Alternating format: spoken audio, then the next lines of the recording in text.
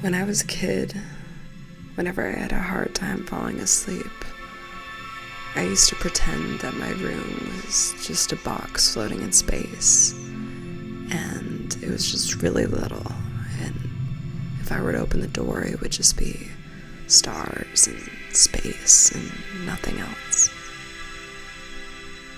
I don't know, something about feeling that small would help.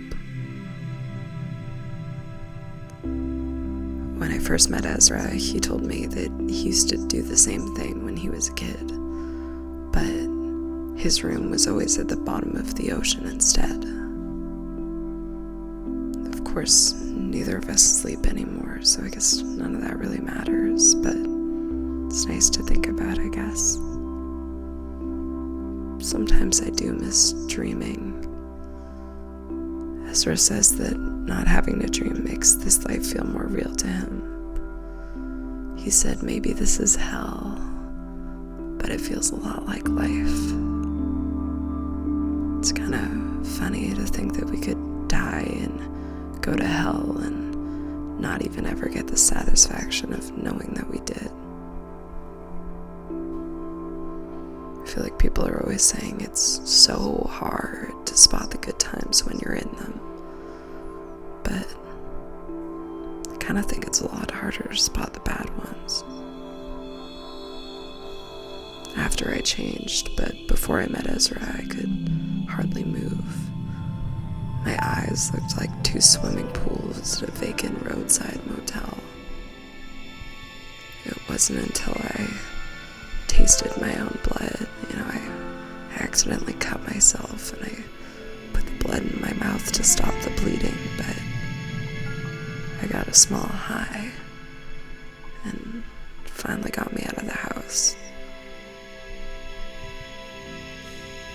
And that's when I met Ezra.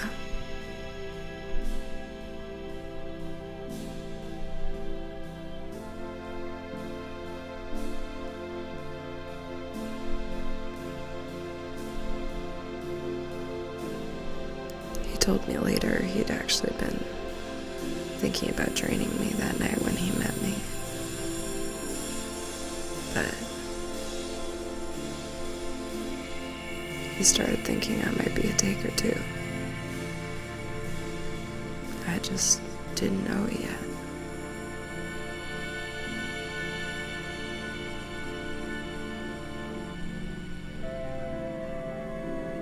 And I guess I would have really figured it out eventually if I hadn't met Ezra, but he's shown me everything I know about being a taker. He changed back in 2005, overdosed on pills, so he's been doing it a long time. Being a taker isn't about being dead or undead, though. I don't think. It's more so, as I can understand it, just if you get so close to death,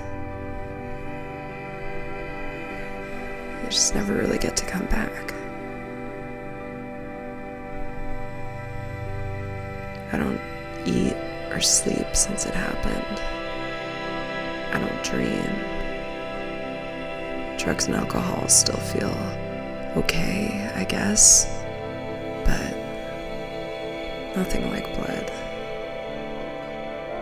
Blood still holds on to the feeling of life we once had, somehow.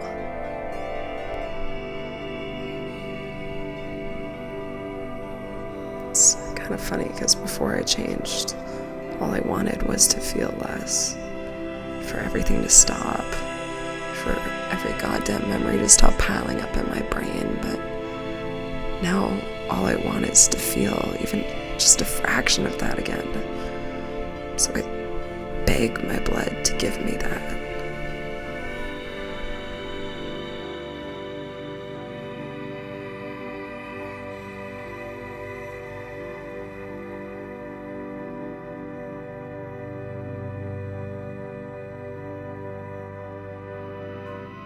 It's good that Ezra and I have each other, I guess, because I don't think I could ever drain someone. I've only ever had his blood and my own. We're different in that way, I guess. I mean, I know we're both takers, so we must be the same kind of people. I mean, that's what got us here, right? But, I don't know, sometimes I don't understand him. Like, why would you ever choose to be at the bottom of the ocean when you could be out in space instead?